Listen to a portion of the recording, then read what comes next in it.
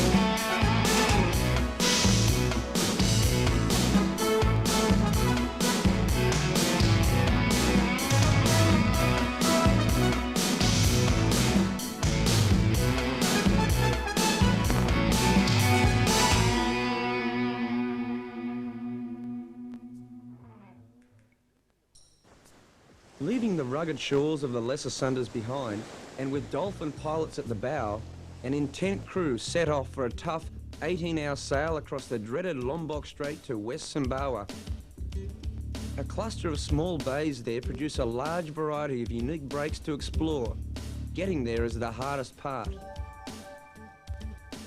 In dramatic contrast to the dry, arid conditions of Lombok to the east, the coastlines here will feature mystic mountains, steep cliffs and lush tropical vegetation, painting an enviable backdrop for 2 weeks of break hopping. The wind eases to perfect. The captain orders the dropping of anchor and the raising of surf flags in anticipation and hope of a rising swell.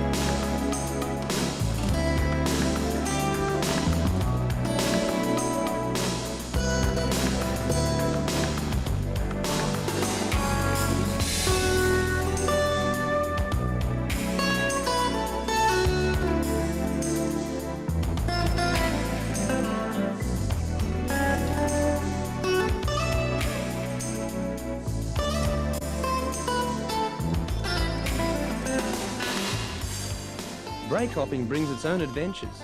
Sometimes an hour's fishing can bring in a haul of trevally, mackerel and barracuda large enough to feed a village.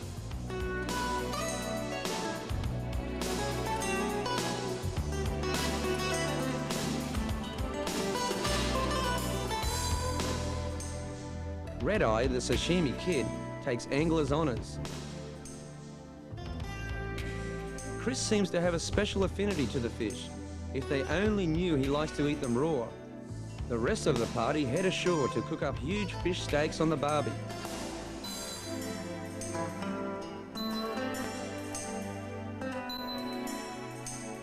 There's more than enough fish to share with the locals, who reciprocate with island hospitality before hauling the rest of the catch back to their village. The Capella Sea raises anchor in the early afternoon. and surrounded by locals, eases out of the bay and into a rising swell. A fast and wild sail is required if there is to be a late surf at another newly discovered break nearby. The following day, a decreasing swell pointed to a short run to yo-yos, a good quality reef sand right-hander not far from here, a wave which provided a solid base for some explosive surfing. But first, to greenies.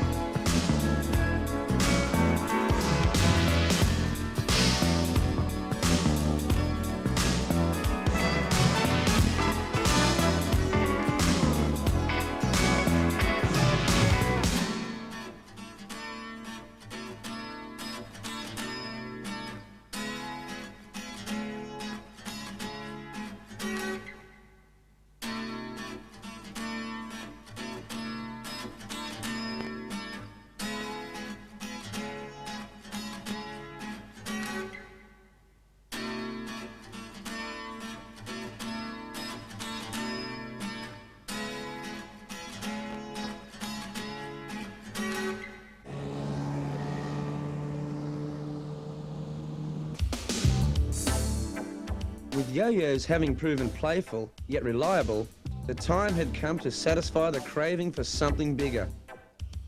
Tacking directly into the prevailing trade wind made for some intrepid sailing and hard work. Despite the pace, much of the sailing was done at night, which has its own hidden dangers in these treacherous reef-riddled waters. Heading for East Simbawa, where it's said the full moon at Camp Hoo can pull up a solid 8 to 10 foot groundswell from the depths of the Indian Ocean. Directly in front of the camp there is a shallow, sucking wave named Periscopes, which provides a fair challenge, but it was Nungas, the left-hander exploding on the offshore reef, that our crew will find the most exhilarating. The boys were becoming more accustomed to the yacht, and even the totally inexperienced were learning some seamanship. Despite the unfavourable wind direction, good headway was made, arriving in time for the swell.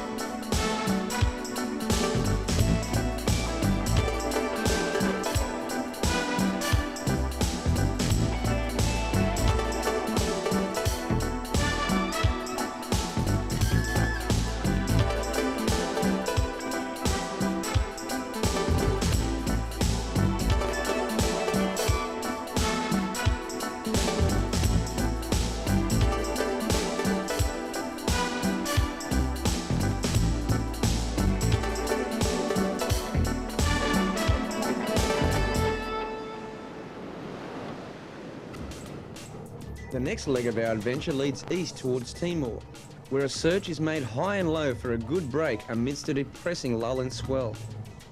Eventually, on the westernmost point of these islands, the group stumble upon a unique break, duly christened the Wedge. The swell here rebounds off the surrounding cliffs, forming the Wedge takeoff. En route, island stops are required for supplies. Winding slowly up shallow rivers, the only means of access to many of these communities, and then trekking overland in the heavy heat, the supply party was constantly under the watchful eyes of curious islanders and a variety of wildlife.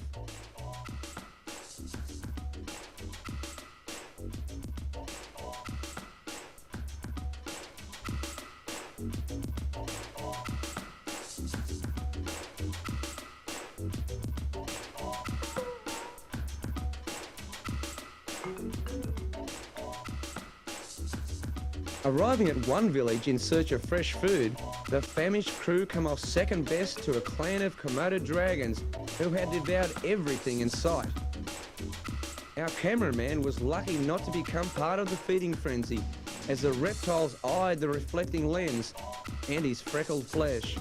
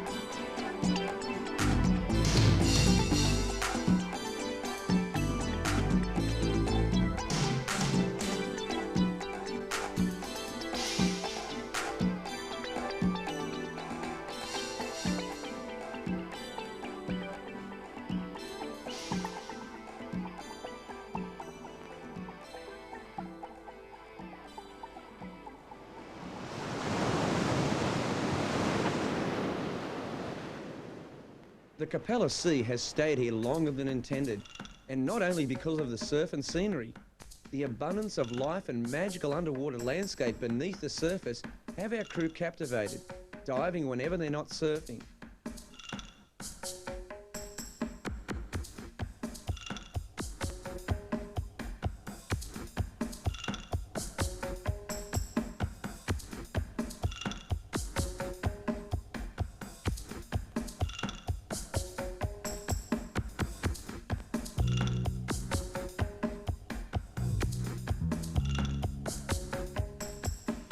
When Red Eye starts doing Aquaman impersonations, it's time to return to the surface. Water's rich in tropical marine life, and the added bonus of sailing amongst enormous herds of whales and schools of dolphins make it all the more difficult to return to civilization. But full moon approaches and the breaks of Bali beckon. Bali has seen many changes in the last 10 years as its reputation as a tourist resort and surfing mecca grows. Now there are mega crowds, nightlife and capitalism. But good timing is still of the essence. Full moon rises and a swell surges. Padang Padang, one of the most famous and potentially dangerous waves in Indonesia, sets the stage for some breathtaking surfing.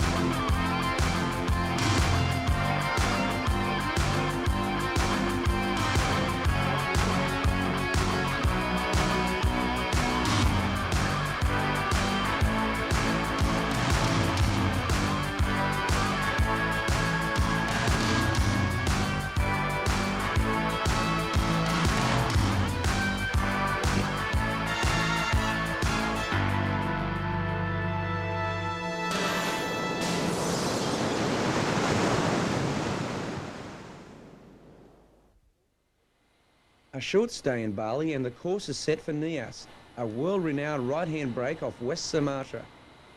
There are anxious moments as the cargo doors shut on a full load of live chickens. The boards are still on the tarmac. After a bit of negotiation and the usual delays, it's liftoff. The equipment all safely stowed aboard.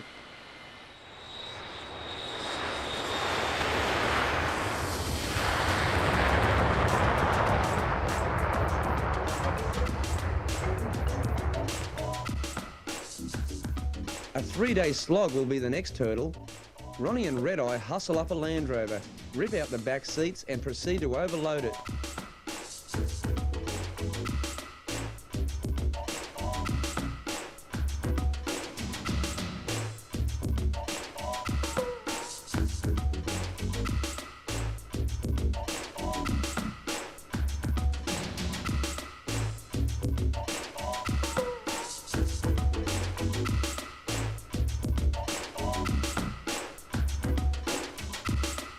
Passing first through the Dust Bowl city of Medan, the route winds through lush tropical countryside on twisting, tortured roads, where the dangers of driving are ever present. Great scars have been slashed into the virgin rainforest to clear the way for new date plantations.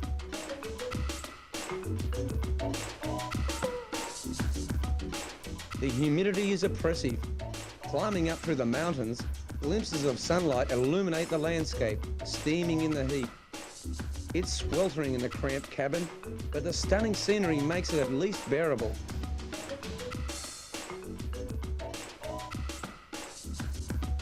Temporarily abandoning the Land Rover in Sabolga, the crew ride the ferry alongside a seemingly endless chain of malaria-infested islands, disembarking eventually at Gunung, the capital of Nias Island. A final debilitating 6 hours later, the bus pulls up at Lagundi Bay to a dead calm.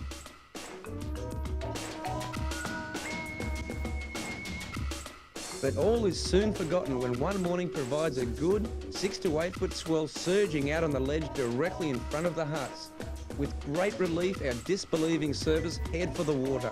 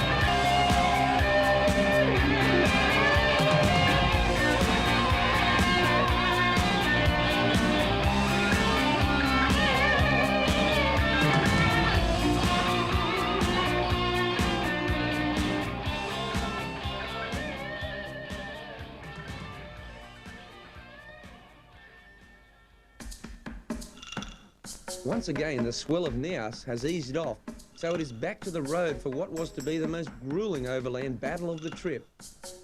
What looked like a viable route was planned to Java along the west coast of Sumatra, knowing that due to the recent deluge, most of the roads would be near impassable and swollen rivers would have seriously damaged many of the bridges.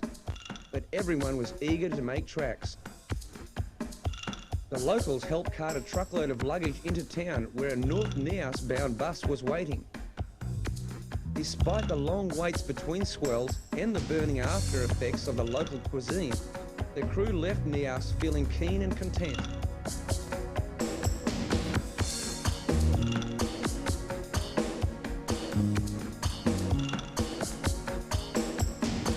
The weather turned sour, but the overladen bus ploughed on regardless. After all, this kind of climatic extreme is not uncommon throughout Indonesia. The rain never stopped and the roads turned from bad to worse.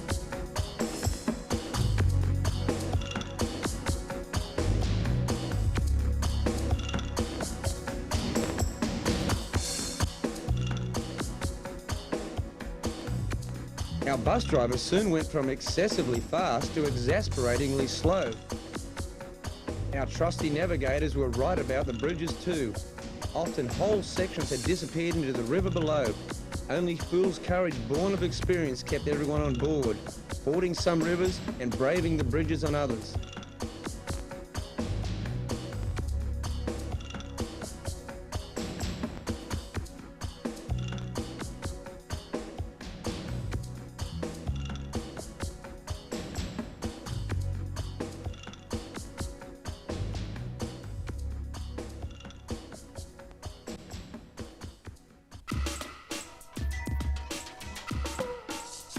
Retrieving the not-so-trusty four-wheel drive, wading through trails more like riverbeds than roads, the convoy dare not stop for 3 long days. Even when the sun returned, the lack of swell didn't justify a halt.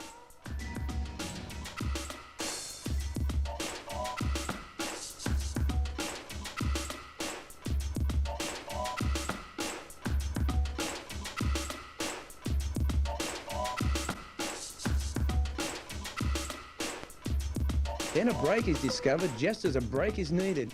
The locals give the thumbs up after a little hesitation. A long reef across the river mouth creates an uneven but workable wave.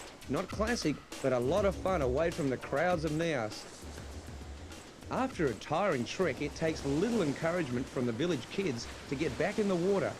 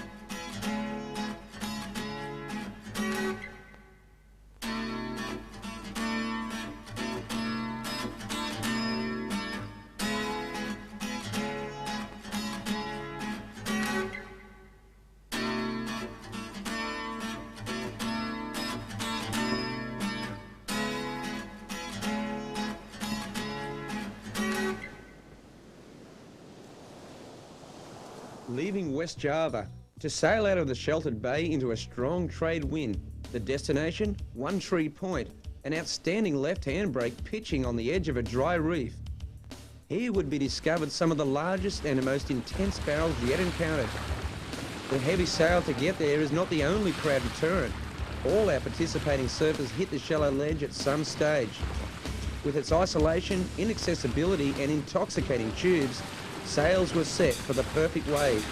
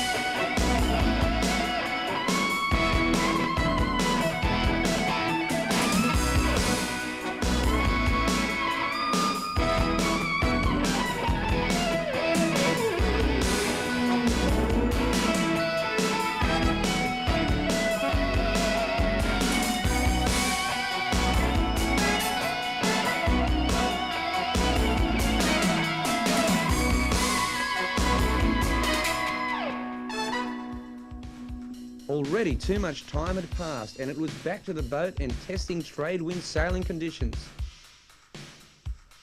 A plotted course takes the Capella Sea through a myriad of islands, including the still smouldering volcano of Anak Krakatoa, where anchor was dropped and a climb undertaken up rocky slopes into the steaming fissured region near the crater.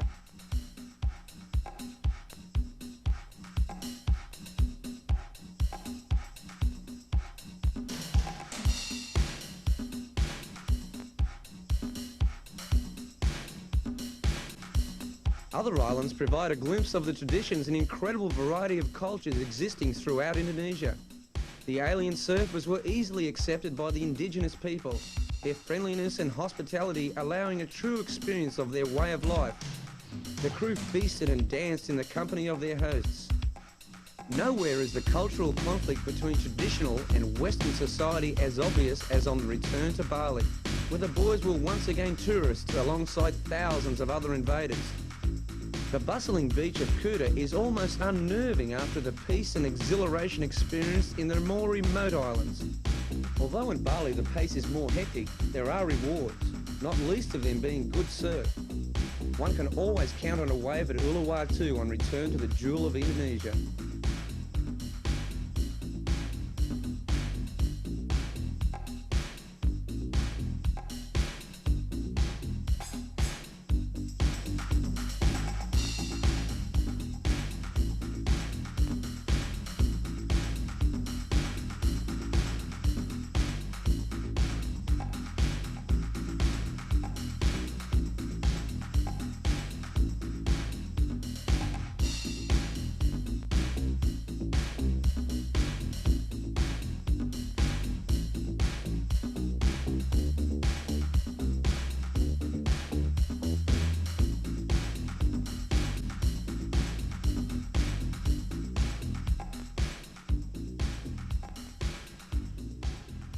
Leaving the craziness of Kuta, the frenzy of the Indo Express makes way for the reality of home.